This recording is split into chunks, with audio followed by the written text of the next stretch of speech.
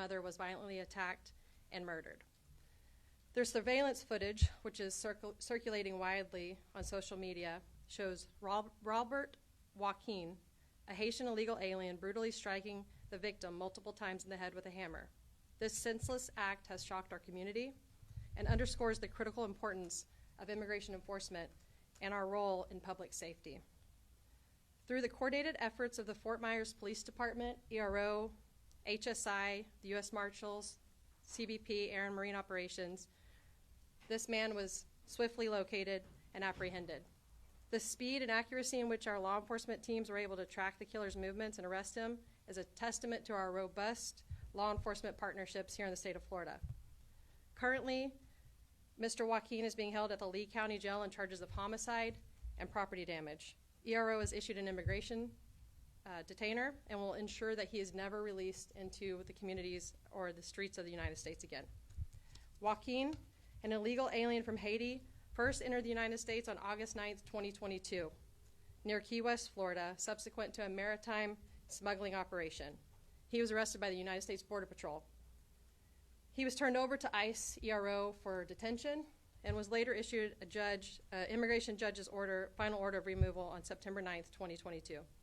The prior administration allowed him to be released into the United States and subsequently granted him temporary protected status, giving him a legal safeguard to remain in our country. As of yesterday, the Trump administration stripped that safeguard, and his protections are now revoked. On June 27, 2025, the Trump administration announced the termination of temporary protective status for Haiti. It was determined that country conditions have improved to the point where Haitians can be returned safely. TPS, temporary protective status, was never designed to be a permanent stay in the United States, but for decades it's been abused as a de facto amnesty program.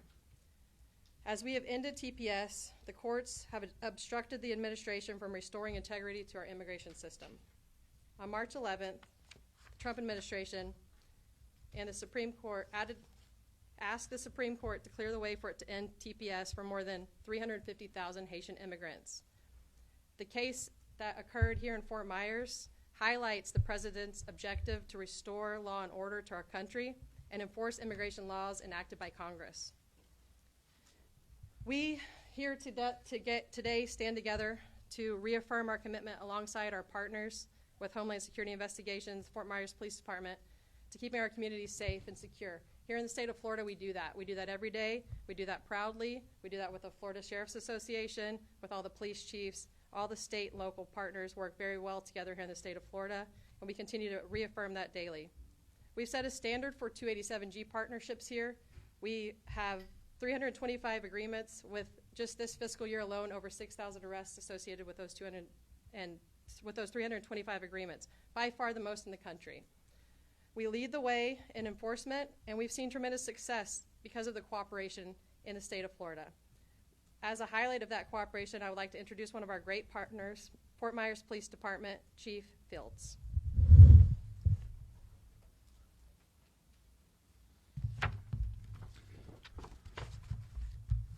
Good afternoon. My name is Jason Fields, and I proudly serve as the police chief for the city of Fort Myers. Today highlights the results that can transpire with strong partnerships between federal, state, and local agencies.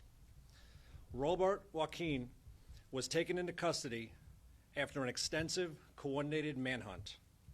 From the beginning, our commitment was unwavering, and our message was clear. We were not going home until Joaquin was in custody.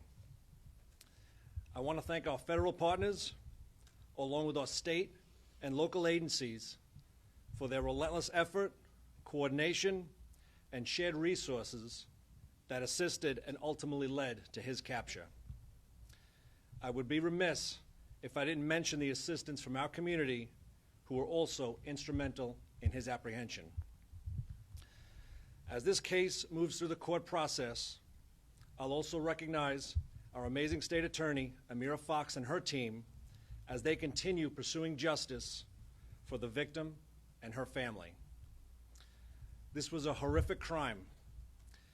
Evil individuals who commit violent acts in our community will be pursued, held accountable, and brought to justice. I will now turn it over to Micah McCombs, Acting Special Agent in charge of Homeland Security.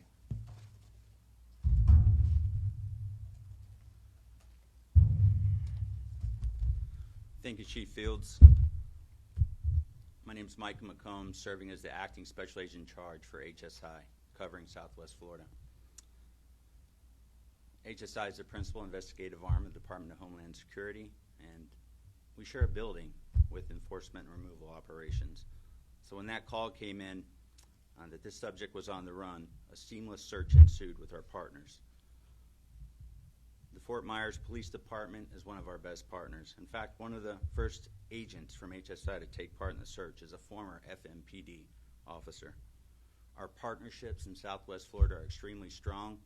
This tragic event to this United States citizen who came here the right way 6 years ago, this Bangladeshi national who got her citizenship the right way, it's senseless. It's a video you can never unwatch. Should not happen in this country. The men and women of HSI and ERO together in this building with our partners at FMPD responded, and we're very proud of them, but we're very sad at the same time this had to happen. With that, I'll turn it back over to Fuad Kelly Walker. That concludes our briefing. Open the floor up to questions. Kelly, if I could just ask, could you clarify how he got into the country? He was smuggled in and he wasn't granted PTS, and then just to follow up with that, PTS has extreme vetting. Was he going through the vetting process? So he arrived in the United States via a water vessel on August 6, 2022 in a maritime smuggling event. He was not granted temporary protective status until 2023 when he applied later in 2023 and then reapplied in 2024. So there was a vetting process that happens during that application window. But he did not actually have it until then. We released him in 2022 because of the prior administration's policies. Question. Yes. Okay. On Monday, a Fort Myers Police Department officer said in court that Joaquin is considered a suspect in another case. Can you name what case that is? I don't think we're talking about the ongoing investigation at this time. When it comes to that immigration detainer that is placed on this man, how will that impact this case and possible justice to the victim's families? Look, we're here to serve we're a law enforcement partner. We are here to serve the criminal justice system. We will work closely hand in hand with the state's attorneys to make sure that this individual meets the full due justice deserved to him, to include if he's turned over to us and before his final day in court and his sentencing, we'll make sure and coordinate that directly with the state system and take him once he's completed his time and make sure that he never gets to the streets of the United States and gets back to his home country. So we won't be deported prior to any due process with this case? If the state wants to keep him in the United States of America, we will absolutely work with them to do that. This question is for Chief Fields. According to the arrest report, some of the Fort Myers police officers had encountered the suspect on March 24th, so before the incident.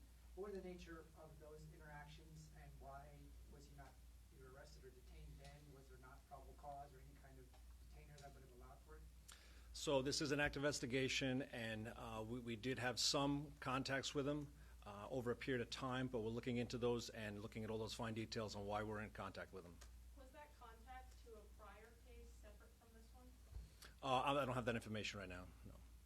Chief, can you confirm whether he is a suspect in any other cases at this point? I cannot confirm, no.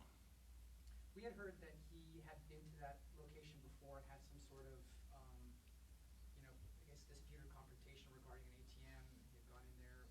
Don't know if this is true or not, but had he been there in the days before at that gas station? These investigations are very fluid, and we look to vet every piece of information that we get, and we look to track down these rumors to make sure, through video, through witnesses. So I can't confirm anything at this time with that. In the 4 years of the temporary protected status, what has the suspect been doing since then? Where has he been? I don't know his whereabouts for the last 4 years now.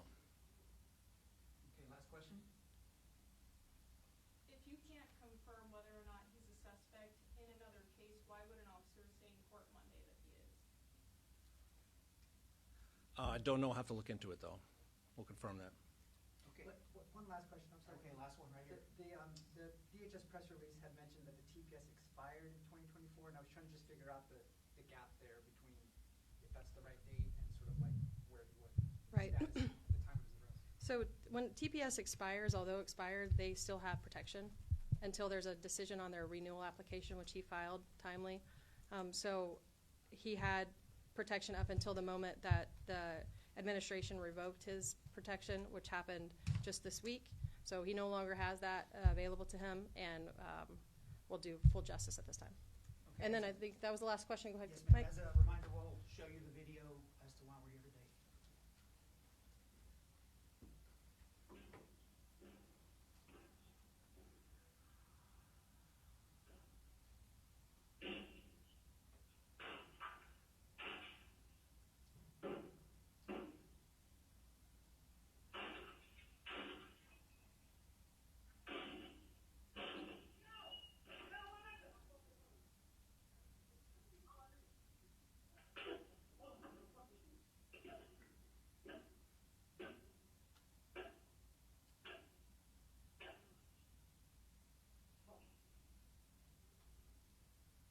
All right, thank you. That concludes our press conference. Sir?